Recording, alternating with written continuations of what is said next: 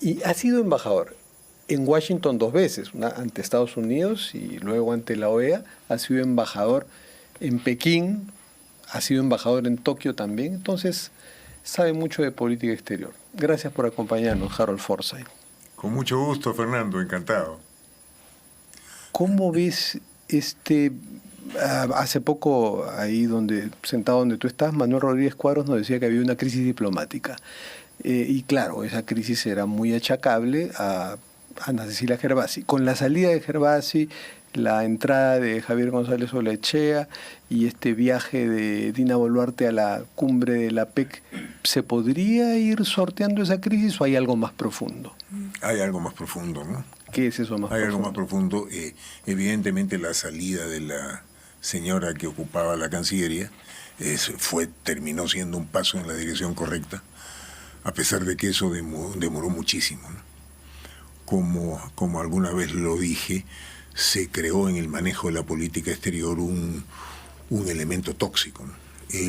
Eso ya felizmente ha pasado y esperemos que las cosas se tranquilicen un poco, ¿no? ¿Dónde radicaba la toxicidad del manejo de la Cancillería? Básicamente, la diplomacia es un arte de conciliación, es un arte de acercamiento de las gentes y de las personas, no es un arte de poner distancia.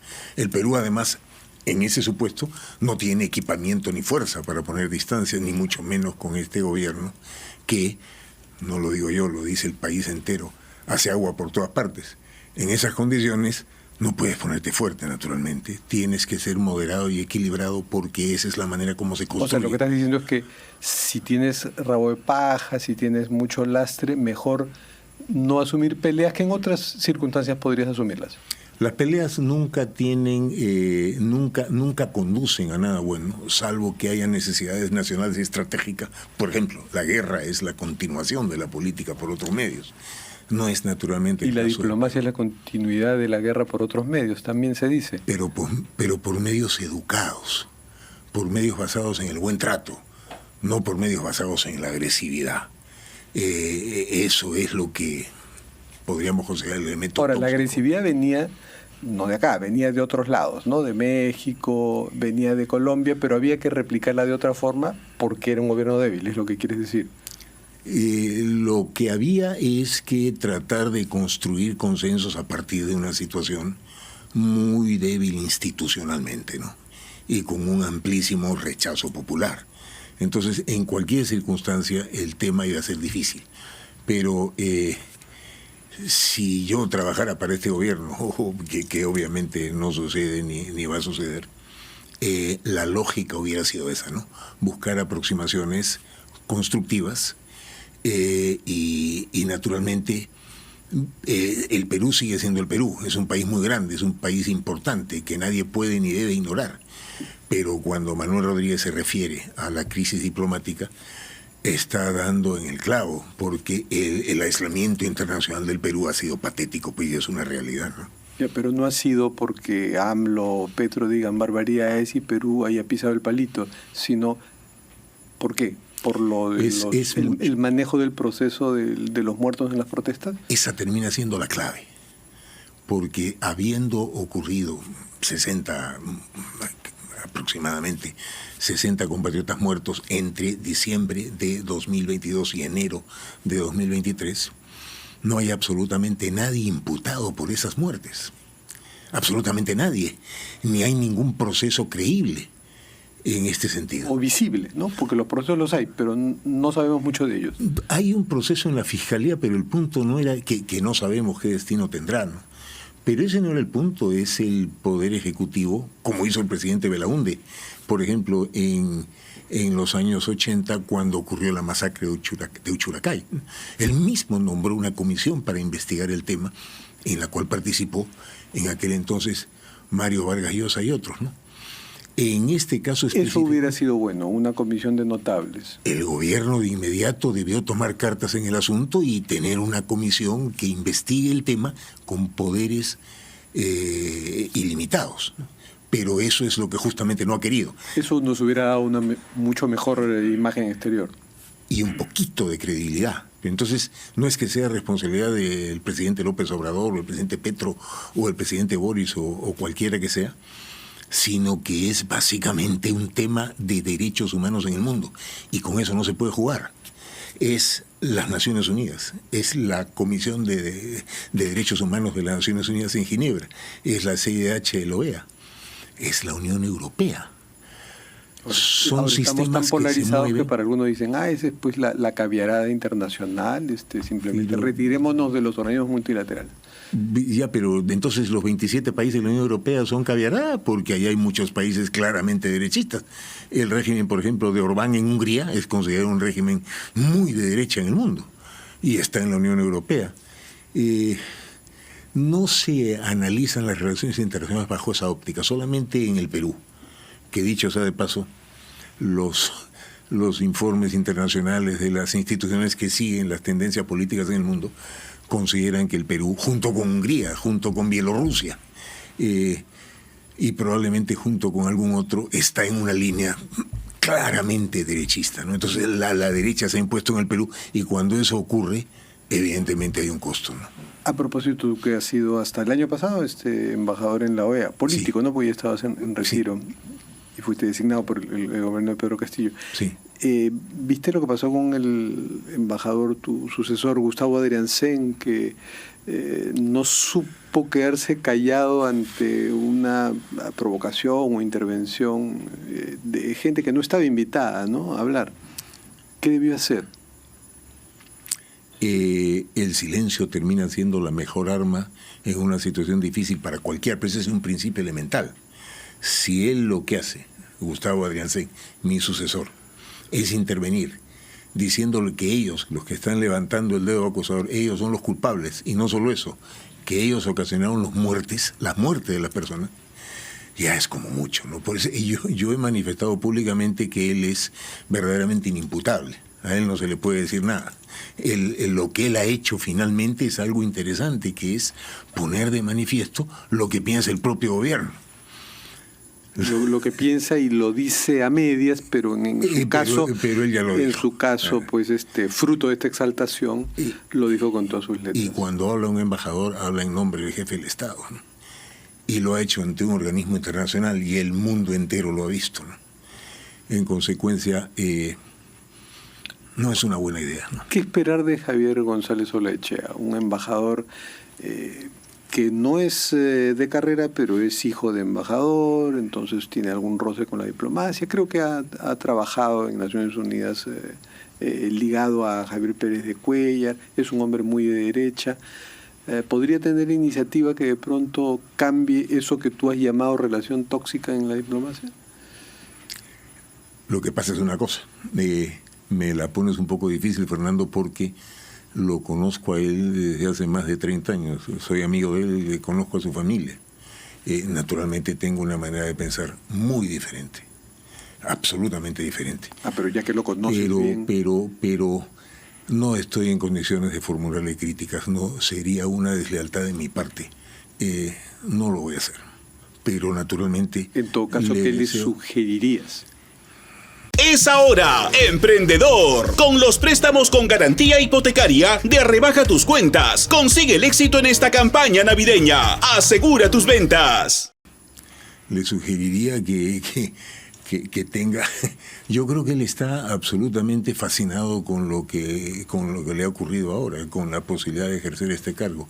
Le deseo sencillamente lo mejor en lo personal. Pero repito, la diferencia entre nuestra forma de pensar es demasiado grande, pero absolutamente grande, pero eso no tendría que ver con la amistad, y eso es lo que en el Perú tenemos que entender, porque la división ha sido demasiado honda en los últimos tiempos, ¿no? Y no vamos a poder construir un futuro si seguimos en ese plan. ¿Te parece que es una buena idea del gobierno llevar a 5 congresistas de distintas bancadas?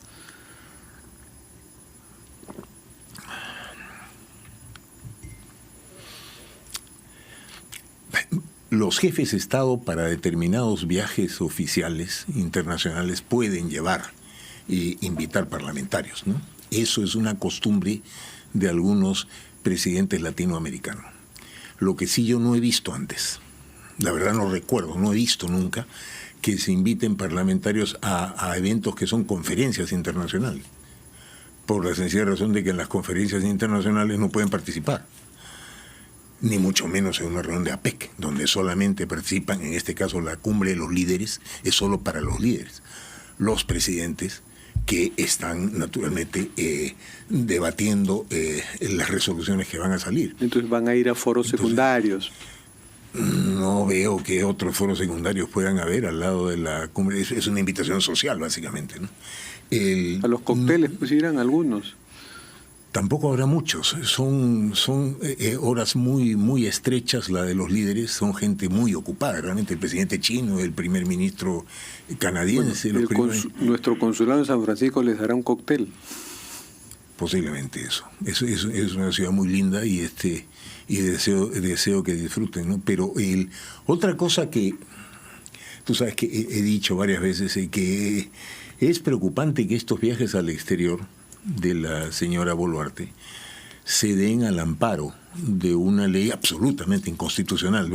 Yo no soy constitucionalista, pero no se necesita, un niño de quinto de primaria podría darse cuenta, ¿no? Es una ley que viola la Constitución. Claro, pero mientras el TC no la declare inconstitucional, cosa que nos lo dijo aquí ayer el presidente del TC, se presume su constitucionalidad. Se presume la constitucionalidad, evidentemente. O sea, los viajes son legales, mientras el TC no declare inconstitucional esa norma. Sí, desgraciadamente esa es una realidad, pero evidentemente este Tribunal Constitucional o el próximo tendrá que declarar. De los 5 viajes que ha hecho hasta ahora, contando sí. ¿Algunos han sido innecesarios? Todos. El único realmente que sí merece la pena es ¿no? Pero bueno. Pero tú le hubieras dicho que no vaya al de APEP, esto que ha inventado Estados Unidos la semana pasada o hace 2 semanas. Es un invento relativo a Estados Unidos porque esto salió en la cumbre de las Américas de Los Ángeles del año 2022, en la cual yo también estuve. Entonces fue apoyada la iniciativa del presidente Biden, fue apoyada por todos. Lo cierto es que para ir allá se hubiera requerido un poquito más de preparación y un poquito más de templanza, ¿no? ¿Y por qué Estados Unidos no nos dio una bilateral? Que no dudo que se le pidió con ansia, ¿no? Claro, pero esas bilaterales son producto de temas bilaterales que se negocian con mucha anticipación. Los minutos del presidente de Estados Unidos están contados. Entonces él tenía previsto esas bilaterales, me parece que lo recibió el presidente Petro, pero recibió fundamentalmente al presidente Boric de Chile y al presidente Abinader de República Dominicana. Pero esas son negociaciones que tienen ya tiempo. Entonces esos presidentes convirtieron su visita a esta reunión económica de todos en una visita de trabajo bilateral también. Porque si no, no tendría sentido. No son entrevistas de saludo, son entrevistas donde hay una agenda. Y el presidente de Estados Unidos recibe un briefing antes de tener la reunión. Hay una inversión de tiempo del presidente norteamericano. En consecuencia, no es cuestión de querer y de pedir. Es un tema que se trabaja con mucha anticipación. Ya. Y sin esa anticipación, con esta improvisación, ¿cómo analizas el encuentro con Biden que le da la mano a ella? Que era una manera de compensar esa ansia de Perú que le pedía, por favor, una bilateral, por favor, una bilateral. Es lo que se llama una entrevista, un saludo en los márgenes, así se llama, en los márgenes, ¿no? Como ahora, por ejemplo, en este encuentro de San Francisco no hay entrevistas bilaterales, nadie va a eso. Ahí es exclusivamente esta reunión del Foro de la Cuenca del Pacífico, que es muy importante. Pero, por ejemplo, sí va a haber una bilateral entre Biden y Xi Jinping. Eso y es absolutamente extra, claro, y eso estamos hablando de superpotencia, que están naturalmente en una problemática muy complicada todos. No sé si va a ir el presidente Putin, ¿no? Posiblemente sí. Vamos a ver. Porque no faltan a este evento generalmente. Ahora, tú que has sido embajador en Washington y que has sido embajador en China, también tú has sido embajador en Pekín, ahora que recuerdo, ¿no? Sí. Esas suspicacias que hay en Estados Unidos, o paranoia, tú me dirás cuál es el término más apropiado, sobre la influencia de China en nuestra región, puede haber llevado al llamar a esta cumbre de la PEP y a este nuevo entusiasmo por estar bien con los vecinos de América. Fue una iniciativa del presidente Biden. Es posible que eso haya primado en la estrategia del gobierno de los Estados Unidos, junto con el hecho real de que la situación económica de diversos países latinoamericanos está sufriendo. Entonces se trata de pensar en una especie de nueva alianza para el progreso, ¿no? No quisiera usar ese término, pero es algo parecido, un nuevo comienzo. No sé qué tal resultado esté dando, ¿no? Pero la cosa, la problemática económica es muy seria en Argentina, como sabemos. Pero también puede haber pesado el ganar nuevos aliados a la causa pro-Israel, porque Estados Unidos vota sistemáticamente con Israel, a diferencia de Perú en Naciones Unidas, ¿no? El voto peruano históricamente ha sido muy equilibrado, pero no creo que se hayan tratado esos temas, ¿eh? Claro, no se tratan, pero puede ser veladamente, porque sí Estados Unidos ha conseguido algunos votos para Israel en América Latina. Seguramente, ¿no? Seguramente que sí, claro. Ecuador, Paraguay, Uruguay. Uruguay también, eso no sabía. Algunos se abstienen, sí. Otros votan entre los pocos, junto con Israel, en contra de los pedidos pues de cese el fuego, ¿no? Sí, claro. Pero bueno, veremos entonces, afortunadamente para los peruanos, esta reunión de APEC en San Francisco no presenta riesgos. No podemos esperar que a la señora Boluarte le ocurra algo parecido a lo que le viene ocurriendo en todos estos viajes. Bueno, veremos a ver cómo AMLO evita la foto con Dina Boluarte, pero eso es que sea más problema de él que de ella. Si él ha hecho esta declaración pública que has pasado ahora en tu programa, es porque evidentemente para él no es un problema. Para él este tipo de cosas van dirigidas a su auditorio interno. Él es un presidente que tiene una popularidad muy importante. Sí, como el triple de Dina Boluarte. Y en consecuencia, por lo menos, por decirlo menos, y eso que ya tiene más de 5 años en el poder, se va el próximo año de todas maneras. Y hay una candidata de su partido, el partido Morena, que es la señora Claudia Sheinbaum, que todo indica que pudiera tener una importante opción de triunfo, ¿no? Pero entonces él maneja esos conceptos también en base a su propio auditorio, ¿no? Y sí, probablemente tiene un resentimiento muy grande por lo que aquí le pasó al embajador de México, a cambio de nada, ¿no?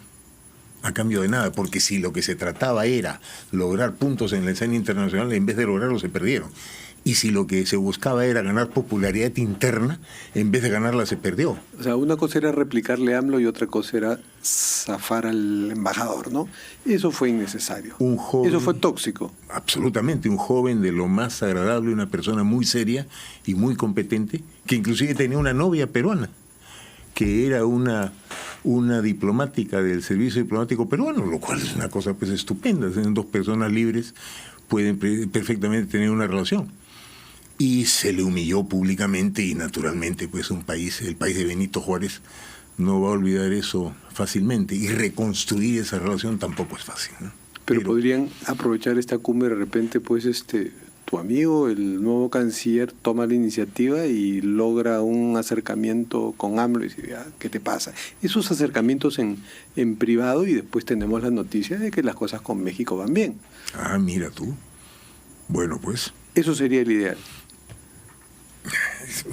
Me es difícil ponerlo en esos términos, pero a nuestro país tenemos que desearle lo mejor. Y lo mejor realmente es ahora esto, Fernando, pensar en adelantar elecciones, porque esto sencillamente no se sostiene a sí mismo.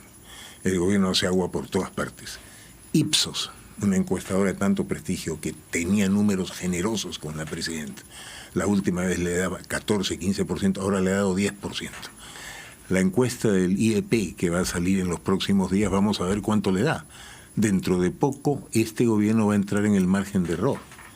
Estuve ahora mismo en Trujillo y en Chiclayo. Son ciudades que dan pena y son ciudades maravillosas verdaderamente. ¿Qué pasa con eso? ¿Cómo es posible una jefa de Estado que recorra el mundo todo el tiempo y no puede viajar dentro de su propio país? Última pregunta. Si se lanza tu hijo George Forsyth, ¿lo vas a apoyar decididamente como parte de su campaña? Nunca he tenido una intervención, a pesar de que ustedes, los periodistas, siempre me han indicado eso, pero él tiene su propia vida personal es un hombre muy mayor, ya absolutamente determinado en lo que decide, y le deseo lo mejor, pero no creo que mi apoyo ni lo necesite, y seguramente tampoco le convenga mucho, porque él y yo tenemos nuestras propias opiniones y generalmente tenemos opiniones distintas, ¿no? Pero sí tengo, naturalmente, como mi hijo, la mejor opinión de él, ¿no? Muchísimas gracias, Harold Forsyth. Encantado. Y nos despedimos con nuestra secuencia de las cartas sobre la mesa. ¿Cómo es eso? Simplemente escoges una carta y lees lo que dice. Escojo de cualquier Sí, parte del mazo. la que gustes. Muy bien. Esta, por ejemplo. Sí, y lee, por favor. No renuncies a tus sueños. Sigue durmiendo. Es una ironía que sabrás apreciar. Muy buena ironía, y me hace acordar a una frase de Camilo José Cela, que siendo parlamentario, un día el sueño lo venció. El presidente del Congreso le llamó la atención y le dijo: ¿está usted dormido? Y él contestó: no estoy dormido, estoy durmiendo.